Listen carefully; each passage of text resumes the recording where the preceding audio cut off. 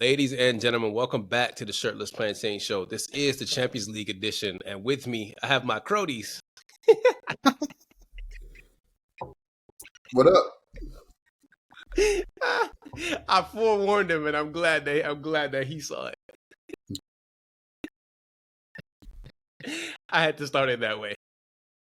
How y'all doing today, fellas? Y'all good?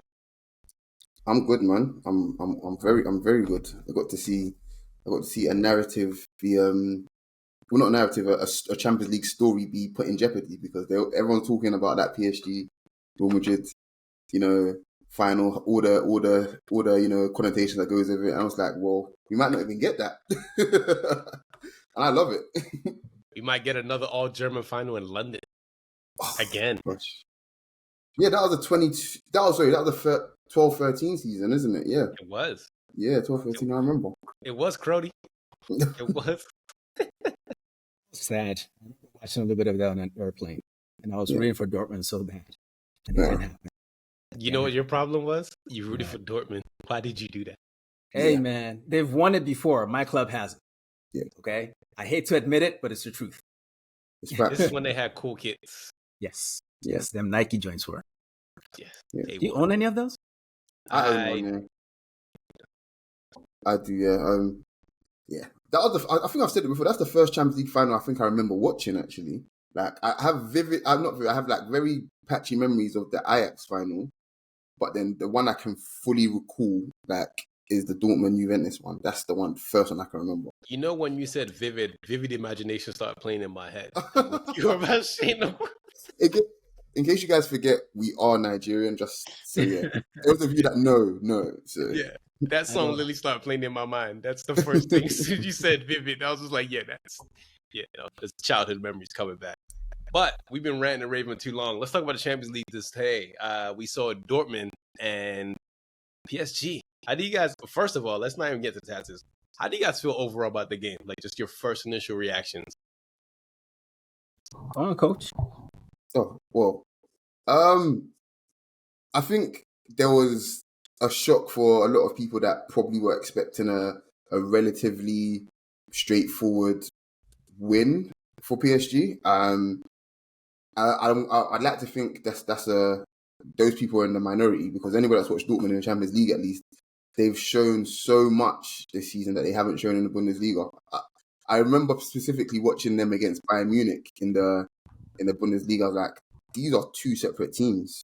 Like, genuinely, they're two separate teams, man. It's weird. So, the game itself went in a way that I kind of expected, where I expected Dortmund to create a lot, but I also expected them to concede a lot of chances as well. But purely off that second leg against Atleti, they're still riding off it. They're still riding all of that momentum. So PSG weren't expecting to see that sort of physical and determined performance from Dortmund today. And even if they were, I still don't think they coped with relatively well.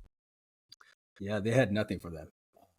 But I was a little nervous for Dortmund because in the group stage they were in the same group. Yeah. So I just went and looked at those pictures again. Yep. And PSG had a lot of the ball. Yep. And mostly dominated those games. But Dortmund drew one at home and lost one away. So I was like, I guess I got to give that to PSG. Yep. So that was sort of my thinking coming in. And they started kind of decent, I thought. Like neither team really pried the other one open at the beginning. Mm-hmm. But PSG started the better, I thought. They had the ball in more dangerous areas than it happened. It happened. Toasting that goal, man. Yeah. Hey, listen, Folkrug, his name just sounds like a striker. Like, in fact, it just sounds, it sounds like a Street Fighter character you unlock. That's facts. Yeah, he sounds, You guys are thinking of Zangief, huh? Yeah. Yeah, secretly, yeah. Honestly, that plane flying to USSR. It's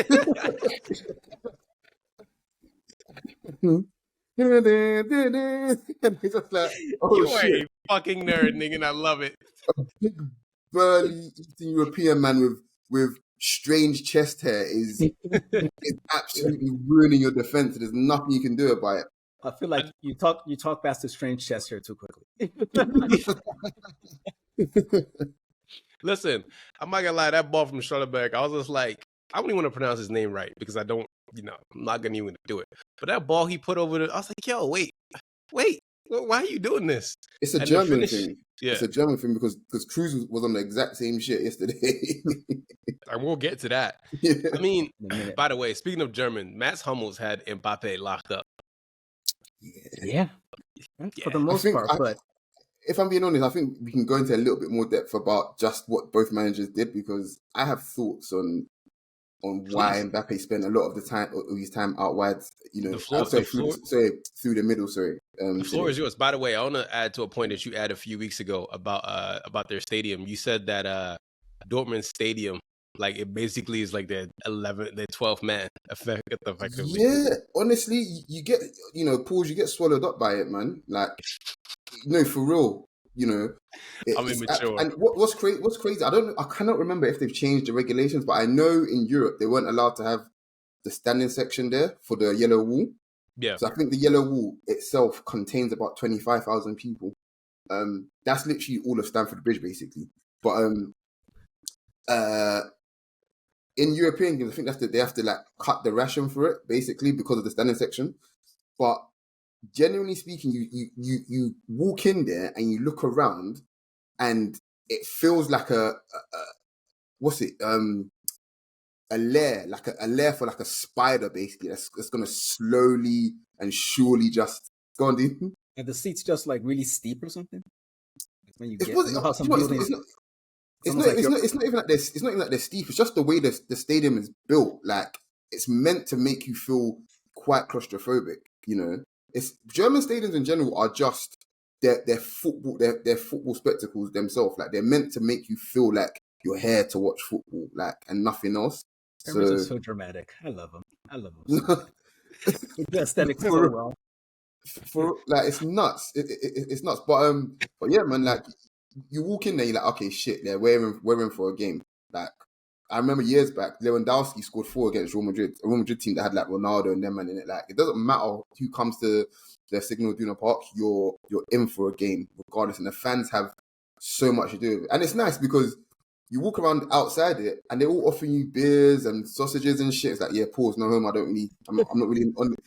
into the glizzy shit, but but they're so nice. And you walk in the stadium, and then it's war. It's war. Hold on. I'm serious. Just imagine the German dude. Keep us going. I'm sorry. I'm just imagine the big burly German nigga offer you a sausage. I'm not joking. I really wish I was joking, man. I can call up guys right now. They'll tell you the exact same thing. Like they offered you and your man some sausages. Hey, bro. yo. But talk to us about the coach, man. You were talking to us about like how you had thoughts on the coaches, and I have thoughts on Enrique. But go ahead. Yeah, Enrique for real. He gets it, but I feel like certain games he kind of just. I wouldn't say he shits the bed. He just kind of. And Dean, you know exactly what I'm talking about. But he does this weird thing where he gets most of it right, but the finest detail is the one that he just leaves out. I'm not being funny. I feel like Ramos probably should have started today. He just because it's been working in the league, because they just have a qualitative superiority over every team they face in France. He kind of felt like he could try it in Europe. And in a sense, it worked because as much as I want to give Hummels credit, and he was amazing, it was a team effort to keep that guy locked up. So they basically just it almost felt like they zoned him out, and that allowed attention for other players who didn't really take as much advantage as they should have. I thought Dembele was really wasteful. Yeah, his final action today was, to be blunt, dog shit. Like, and not being funny, that's quite often I see with Dembele. Like, I know when he's hot kind of thing. But the reason why he's not at Barcelona anymore simply is because when it mattered most, the final product. We can go back to that Liverpool game. They're 3-0 up, and he scores that to make it 4, and it's lights out for Liverpool, absolutely for sure. It doesn't matter if Trent wants to take a quick corner. It's lights out kind of thing, and it's just stuff like that. Those the final action is really what lets Dembele down. But yeah, like you said, the genuine team effort of what they did to essentially strangle how much space Mbappe has, because Barcola's a great player, so is Dembele obviously, but Mbappe is he is the danger. Like there's no other way to put. He's Walter White. But playing him through the middle means a few things. But one of the main things is that even if he's to drop deep, you don't mind Mbappe dropping deep. You want him as far away from your goal. If you want him, if he's going to make a run in behind your defense, kind of thing, it's very simple. You sit deeper, kind of thing. If he's wide now, it's a lot harder because now it becomes a 2-man job from the defense. Now, to add to your point, that's how he almost scored his chance when he hit the Thank post you. because he was out wide. He went wide. They hit the bar twice. I thought they were Eric Adams the way they were hitting the bar. Neither here nor there, but No, for real, but you saw the chaos it caused straight away. All that space between the fullback and the centre back kind of thing, that's a horrible space to have to defend, especially when it's Mbappe that's running there. It's the stuff of nightmares, genuinely. So he gets his chance there, obviously, by pulling up in that space, but then the defender can't really get tight to him, because if you get tight to Mbappe, as you're going in towards him, he's gone past you. And he gets a proper clear shot on goal. So he kind of has to back off him. But what happens now, even if you don't get tight to him now, and your centre-back wants to support you or push you out to him kind of thing, if he gets past you, there's a very good chance that you're probably going to concede a penalty or he's going to get even clearer look on goal. So you're just kind of stuck between a rock and a hard place. So, yeah, playing him through the middle just restricts how much chance creation you're going to make for Mbappe. Sometimes just let him play wide and just do his thing. Yeah. Right. Just let him do his thing. One of the funniest things I saw today was when Colomwani came on. Oh, good. French Twitter called him Scandal Amwali. You know what, Dean, do me a favor. Please quantify what a Colomwani is, like what he is to this PSG team, please, because, yeah. I don't know that it's really worked. They just use him everywhere. Today, he was kind of like a 10 when he came on. And I don't know why or what. I don't get Enrique, man. Like, it's all very simple. He's an inefficient center forward, so just throw him out wide is where I would do it, personally. And I don't know. He just doesn't have the final action.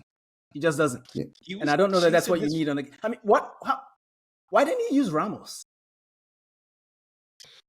Bro, here's the thing. He was chasing his touch. As soon as Mouali came on, he kept chasing his first touch. Yeah, I was like, yo... It wasn't good. I saw the Timberland boot on the timeline, man.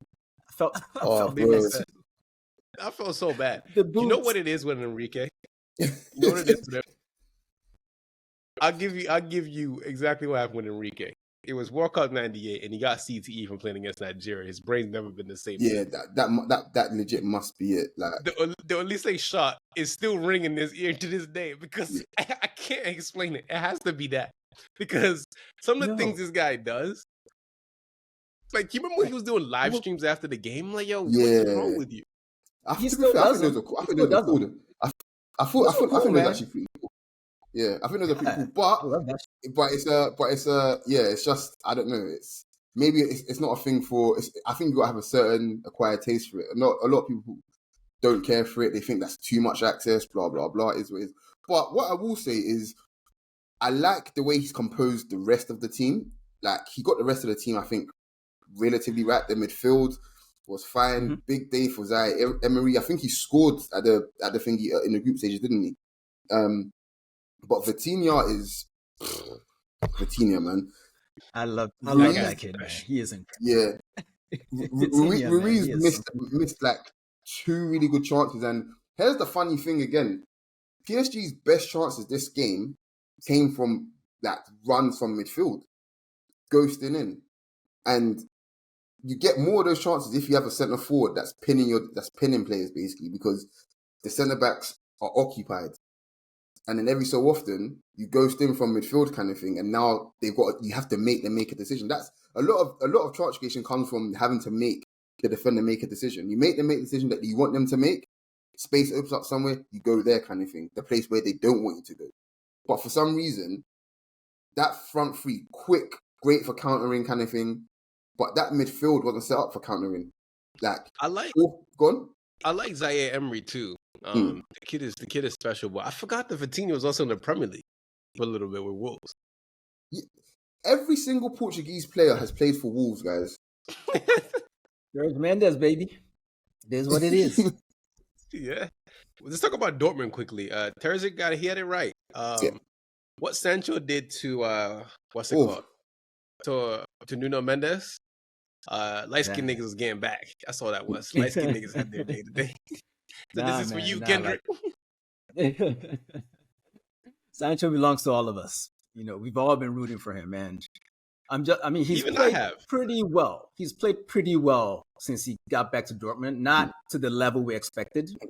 But this, even compared to some of his greater performances, the final end product wasn't there, because this game was really inefficient from both teams. So many chances created, so many chances wasted. The PSG where they hit the bar, come on, that was insane. How do you hit the inside of the bar twice within a minute? But anyway, within a minute, within seconds. Yeah, it was back to back. That was when I knew Dortmund would win. I was just listen, you don't get that lucky in the Champions League and not get something out of this game.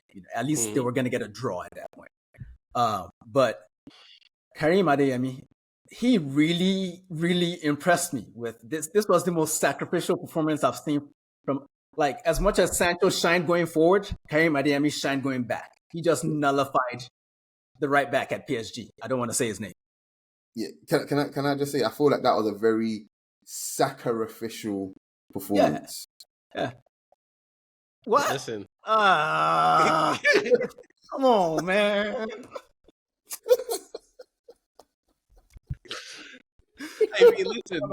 Listen. To be fair, they're both Yoruba boys, so you know. Not for all, but that's obviously people talk about how much defensive work Saka does, kind of thing, and how it restricts his game. But you can see clearly there's a benefit to it because your team wins a football match because of it. So Karim Adeyemi was running like he was in those shooty. I was like, oh, I'm so proud. Yeah, no, for real. He did a lot, man. He did a lot. And I feel like that's sometimes you talk about players that are on the pitch to do a job kind of thing. Right. Like, for example, when unsuccessfully Sir Alex Ferguson sent out Paul Park Ji-sung to Mark Iniesta. Unfortunately, we know how that ended. I'm sorry, bro. I'm sorry. Trigger warning, it happened. please. I'm sorry. It happens. I'm sorry. It happened. But, we saw it. But there's no restrictions on where those players can play. You expect it to always be a player playing through the center of the pitch or whatever. But sometimes it could be your incredibly fast wide attacker who's there to do a job and to help your fullback kind of thing. And when you can break, you do break. And I think there was a mistake that Adeyemi made. And Terzic realized, he spent now, took him off straight away. He was like, you've done your job for tonight. That's it. That's your lot. Thank you very much. He hit the cross. I'm looking it up right now. You can see him just dragging. I'm looking it up right now, right? Sancho had 10 dribbles, 11 dribbles, something like that. And no, it was 13. Bro, what he did to Nuno Mendes is that's the first time I truly believed in black on black crime. That is truly please. It was over and over and over again. I was just look. I was looking at I was looking at Enrique please take him off. Just put yourself back. I don't think Sancho was there for those group stage games because he left on loan in January, right? And the group stage games would have been played before January.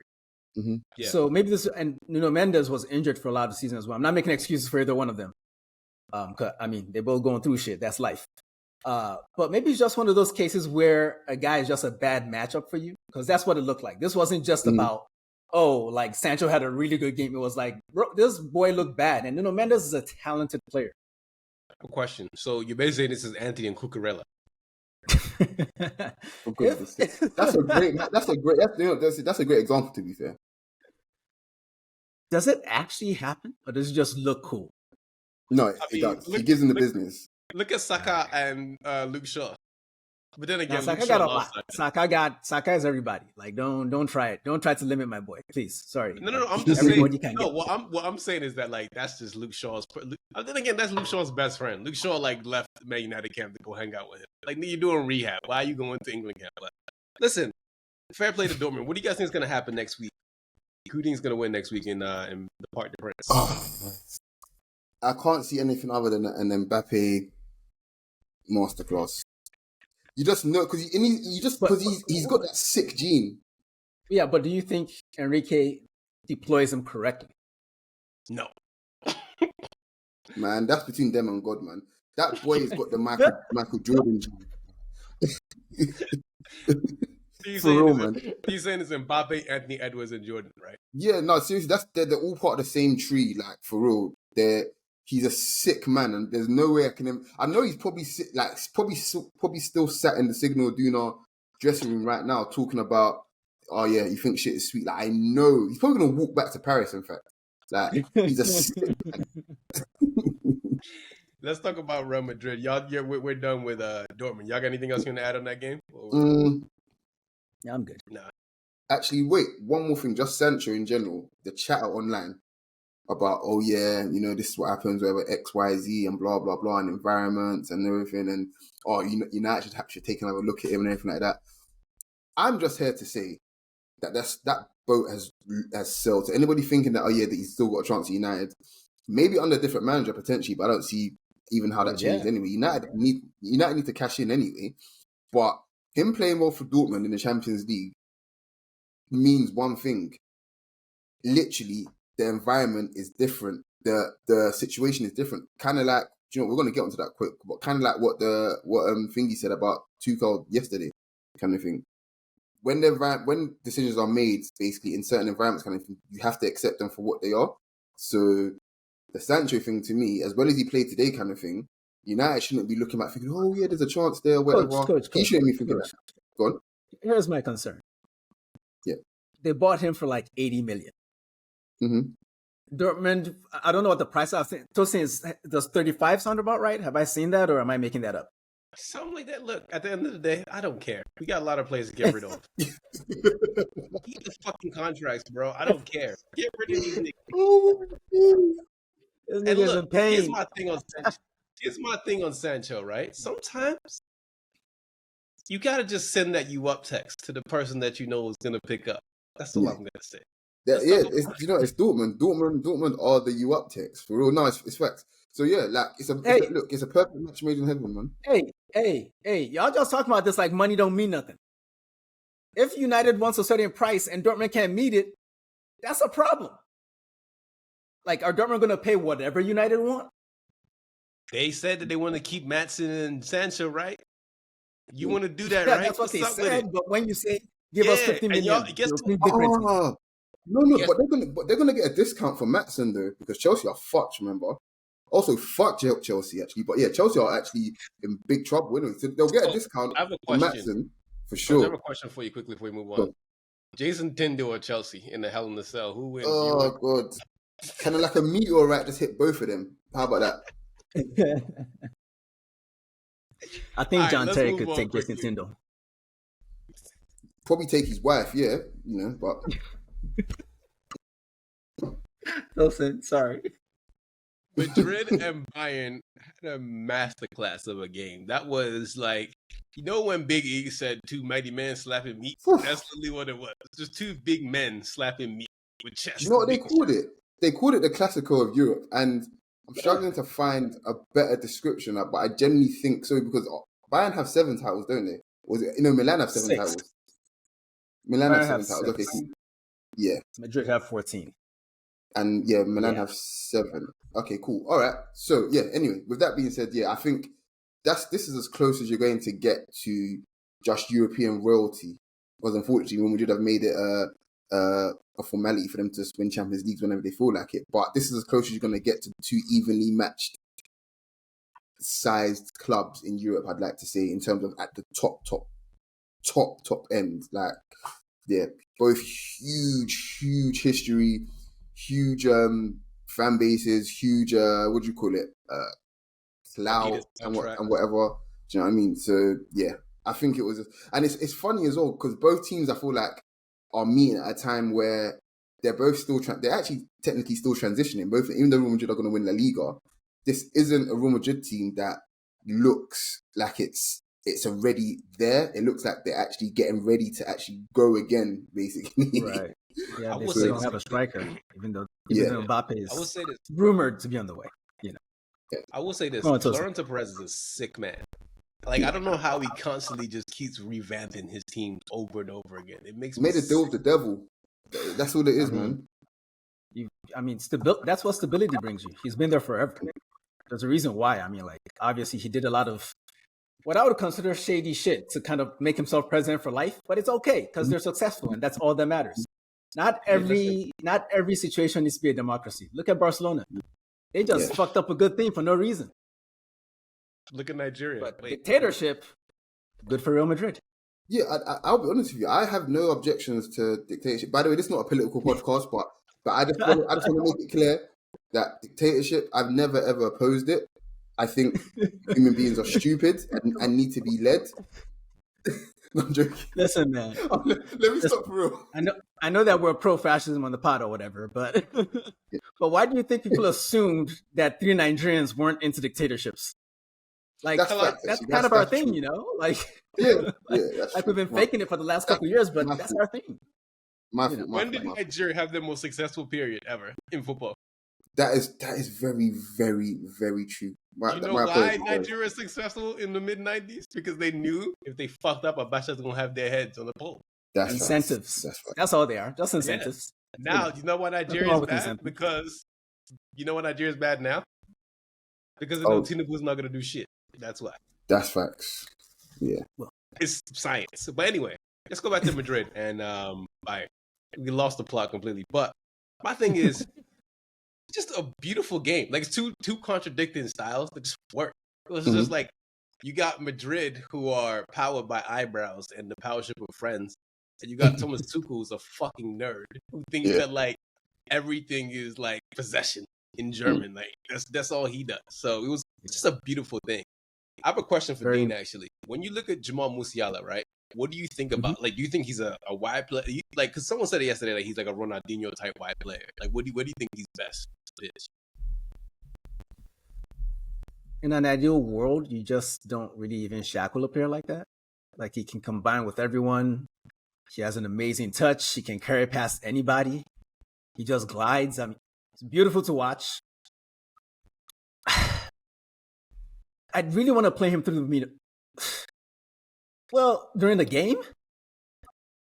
No, I mean, in general. Well, you know, I'm not really even sure I just when Guerrero came on for Goretzka, I mean, I guess I was really impressed by Tuchel's tactical approach, but ultimately at the beginning of the game, or even before they conceded the equalizer from the cruise pass, I felt like they were in control of the game until they weren't. It was just they got hit suddenly, and that happens with Real Madrid. I mean, I think Tuchel was quoting the stat that Real Madrid have outperformed their XG in every knockout game for like the last 9 years or some shit like that. They just have an essence about them. Like the juju thing we talk about, we joke about it, but it's a real thing. Teams have to consider that, and that's exactly what we saw. Like Bayern created, there were half chances. I remember like a Kane shot that wasn't firm enough. What's his name? Sané, who had a shockingly good game. Like I didn't expect him to have this good a game, but he was fantastic. Like, Coach, take it on Sané. I think he deserves the long run. Well, Coach, okay, so here's the thing. I think Coach, before you go, I got a stat for you about Sané. Yeah. That goal he scored yesterday, that was his first goal. I know it. I think it's 185 days since October 28th. That was his first goal. And he hasn't played in like huh? Yeah. It looked angry. He hadn't scored for sure. Like he went 25 games without a goal. Yeah. Oh, question for you guys. I mean, I think we're all sensible people. That was a great goal, but is there any blame on?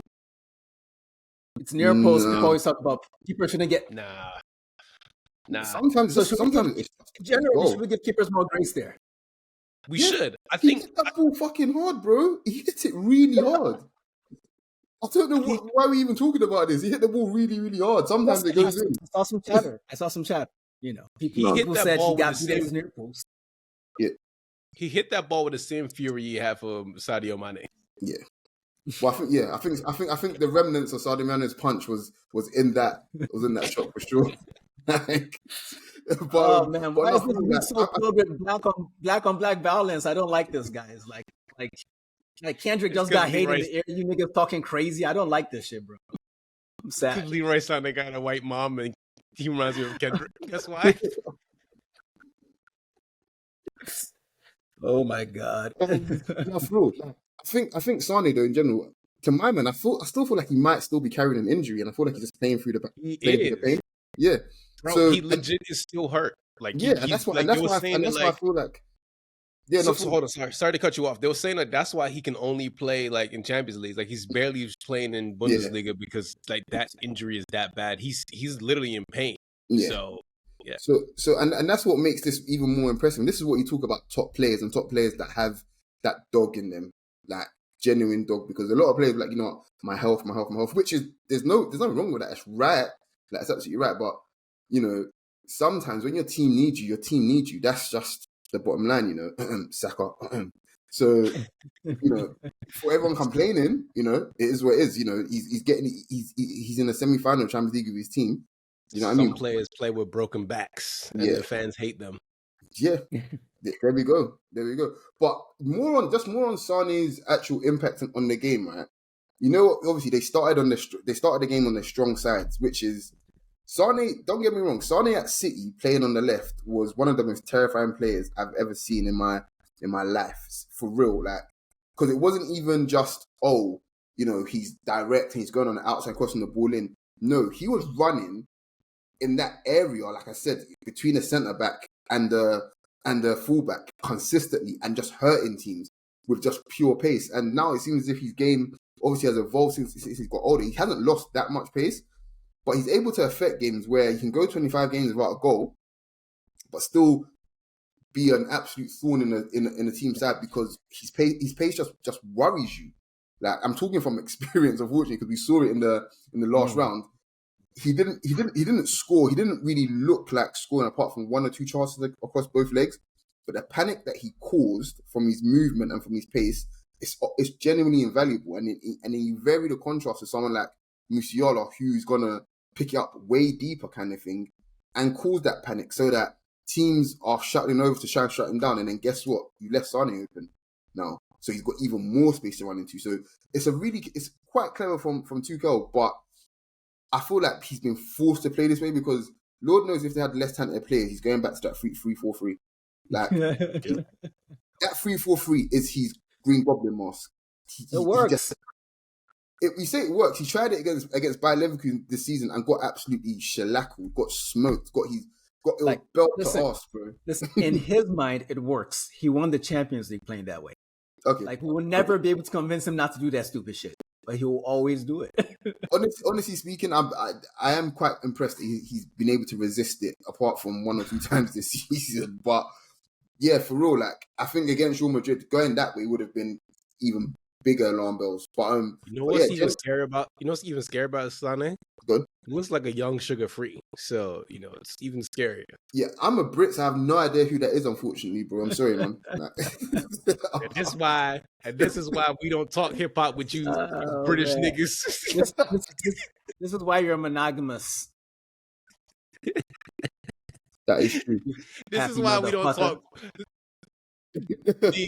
This is why we don't talk hip hop with British people. We keep this shit American, okay? And speaking of, I'll be honest with you. I don't ever want to hear you talk about Kano or Skepta again, bro. I'll be very rude. How about that? We can all play this game, bro. We can all play this game. I still got a British passport. So you kiss my ass. Listen, yeah, but we're not doing this. That works for me. Let's talk about, speaking of hip hop, let's talk about Birdman Jr. Vinicius Jr. He is, hey man, that nigga's special. I don't know how else to put it in other words besides the fact that he's special. Like he was, yeah. I mean, these are his kind of games. Like he always shows up on the big nights. Mm-hmm. Like I can't remember the details because he scored so many of these goals in big games. It's just what he does. I feel like he's got 5 and 5 in the last. Like he got 5 goals or assists in his last 5 Champions League semi-final appearances. No, I'm gonna give you a funnier stat. He scored in the last 3 straight semi-finals. There we go. Champions League. There we go. When you talk about invaluable moments, you can't. These are things that you don't make tactics for. That you don't do whatever. You just have a player that just rises to the occasion. Vinicius Jr. has gone. Is he a Ballon d'Or candidate? Oh, 1 gazillion %. I'll give you the top 5 right now. All right, go on. It's Jude, yep. Harry, Vinny. Vinny. Who else is there? Rodri, unfortunately, no? and Mbappe. Yeah, I'd say, taking out Rodri. Obviously, Rodri's had a fantastic year again, but those other four names are absolutely the top four. There shouldn't be a consideration for anybody else. If we're going to talk anybody else, potentially, like genuinely potentially, and this is not me having my Arsenal hat on, but I won't lie to you, I'd throw Odegaard in there as well. Just based, if we're talking about the actual year, Odegaard is there, bro. Like, I'm not saying he's going to be in the top 5, but we're talking about. Going to weigh heavy against them, though. Go on, no Euros. There's no exactly. Yeah, there's no Euros one. Yeah, unfortunately, but it's but for real, those other four names, Vinny, Jude, and what's crazy is all of those are Real Madrid players or Real Madrid players in waiting. So kind of fucked up. So yeah, but Vinny, you said what? I feel like it's written for them. Like, we gotta play the games and get through it, but I just really feel like they're gonna win anyway. It just seems so inevitable. Like the fact that Toni Kroos can reserve his own grass on the field where nobody else can press him. He's just like, I'm gonna fill any build-up position I want because that's what the fuck I do, and you can't stop me. Oh wait, you come for he pointed to the space. That is the most arrogant shit I've seen in a while. Like, I know they know each other, but if you know each other, like most players, it's more telepathic. He literally pointed it out on some. This is too easy, and I know Tuchel blamed Kim Min-jae, which is the whole fucking problem with Tuchel. But I don't know if you want to talk about that now. Let's do it now. Yeah, fucking let's do it now because they've linked him to United, and I know you've been nervous about it. Yeah, and this is exactly what I don't like his punk ass. Like, not only the fact that he's balding at the same time, he's a brilliant tacticianal man. Like, tactics-wise, Tuchel's up there with the very best of them. He's really up there. When it comes to his personal skills, he's a Dutch and a German man at the same time when it comes to his personal skills. And I hope you know what I mean if you're listening. Like, that's not a good thing to be Dutch and German at the same time. Like, we have like one Dutch listener. Can you chill? You might take this personally. I'm sorry. No, he just doesn't have any tact. Zero, and that's a huge issue. You look at how people talk about their managers, right? And they'll usually, when you win with a manager, they'll usually 9 times out of 10 they'll talk about you quite glowingly. So I can imagine most of the players that won with Tuchel at Chelsea all love him, kind of thing. But you talk about it, other players that talk about him probably that have played for him at Dortmund and obviously Bayern and whatnot, kind of thing. They probably have less glowing reviews because they can't see the benefit of him being a dickhead, basically. If you win with a dickhead, like, okay, at least I see it. But if you don't win with him, it's like, we're just a dickhead for no reason, basically. Well, his Champions League win was kind of a fluke because he came in halfway through the season. I'll always hold that against him. Yeah. But I can't, in a strange way, in a perverse way, I like the fact that one of the guys that's like, fuck all that man management shit. Like, whatever happened, I'm going to just say that shit. I like that one of those guys has actually won something. Because I hate the idea that there's only one way to win. Because we all know that man management is a big deal and we should do it a certain way. But he's like, fuck that. He by now, he's claimed out of multiple. He knows that he's a bit of a dickhead by now. Surely he knows that. And that's just how he moves.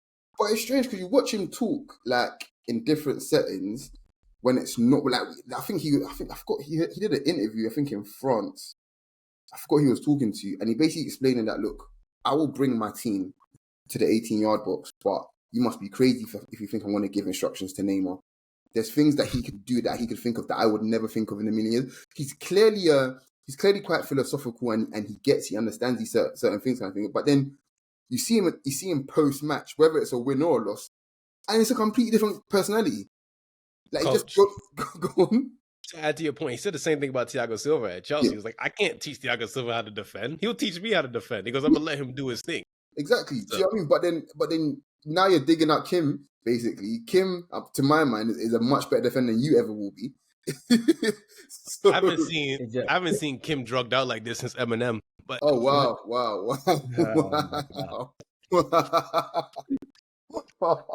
Oh, man. No, it's strange. I feel like he kind of, everyone contradicts themselves, but it's just strange because most managers are one way, regardless of the setting, but he just seems to be incredibly likable when he's not post-match. And when he's post-match, I just think, wow, what an absolute piece of shit you are. He's just a bad loser.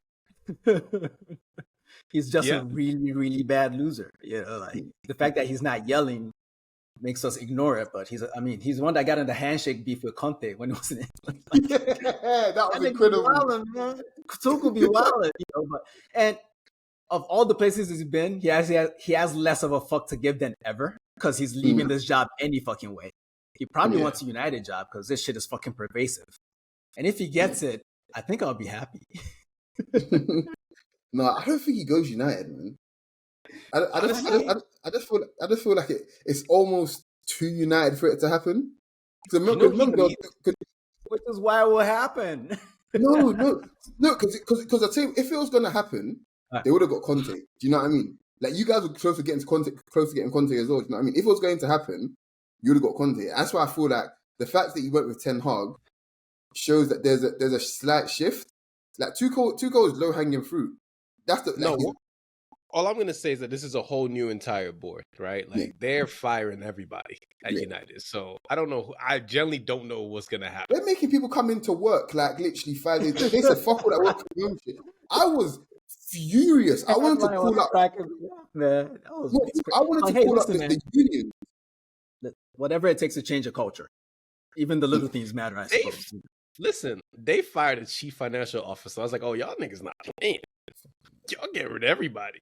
So yeah, who knows where Tuchel goes next year? I think he needs a sabbatical or whatever they say in German. I don't know, man. He already did that. He already did that after the PSG job. He's not doing it again. Like he wants his money now. Like it's time to earn, and he can retire. JG Wentworth. Like sometimes, like Coach was saying, he acts like he doesn't even like the game. Sometimes, like it's so fucking weird. He's a strange man, but I enjoy having him around. You know, because we couldn't get. Who impressed me yesterday? You know who impressed me yesterday from Madrid? Brahim Diaz. He's a baller, man. But it's so strange because players like that, it's almost like a Santiago Solari situation where. Oh, that's a name. Yeah, literally top level player. Does a fantastic job whenever he's called upon for the most part, kind of thing. But you know, not really gonna be the main man at Real Madrid, kind of thing. Then you go somewhere like Inter or whatever, and then you have kind of a resurgence kind of thing. And it feels as if no matter how well Diaz plays, like unless he has a manager potentially like Zidane or someone like that, it's going to like it's kind of the relationship that he had with Isco, kind of thing. I don't really see how he's a main man for them. Like, Coach, you know what's funny about what you said about Inter? What? He was the guy at Milan. Oh yeah, he was. Yeah, he was exactly. He was. Yeah. Well, there we go. Like it's almost like. So I'm not saying Arsenal, but another top club will take a chance on him, and it's something like, oh, Real Madrid let another one go, kind of thing. Like he's going to be at Real Madrid. Obviously, he's going to be there for a little bit, I'd say. But look, Tchouaméni, Camavinga, Jude, Arda, like. There's a lot of players in and around his age already. It's crazy, like so. But I feel like they always keep one of these. They always keep one of these guys. Like I feel like Isco was that guy from the last generation, where he was just never. He had one season. He had one season where he was the starter, but besides that, he was just spot places. Then he fell off a little bit, you know. And obviously he's come back, but we're off course because a game happened in the Champions League. No, but let's go back to it. Like, who do you guys think is going to win next week? And we're going to wrap it up after this. Who do you guys think is going to win at the Bernabeu? Man, I think Real Madrid will have just about enough. Bayern needed to take a lead there.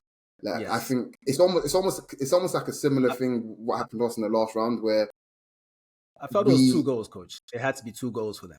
I didn't think 1 goal. Yeah, like literally, we had to take a lead to Germany. If not, you know, time would have told, like it would have been another KG game, and obviously they had the experience. They waited for their moment, took it, great. Real Madrid, I know we spoke about how evenly matched they are in terms of heritage, but Real Madrid always seem to grow in these situations.